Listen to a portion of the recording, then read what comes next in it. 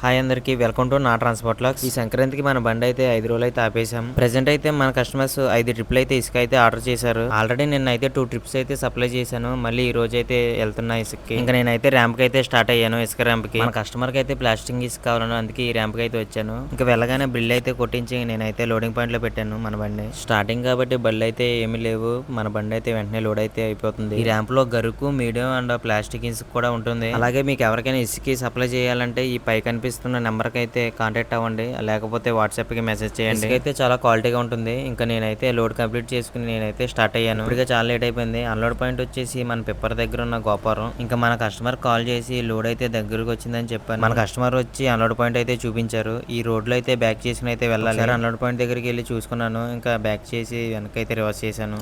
ఇక్కడ కనిపిస్తున్న ఈ బిల్డింగ్ కి మన మెటీరియల్ అయితే సప్లై చేస్తాను. బ్యాక్ చేసేసరికి కొంచెం ఈ సైడ్ అయితే దిగింది. ఇంకా ఫ్రంట్ కి వేసి కొంచెం రాళ్ళు అయితే వేయించాను. ఇంకా అన్లోడ్ కంప్లీట్ చేసుకుని నేనైతే పేమెంట్ తీసుకుని రిటర్న్ అయితే అయ్యాను.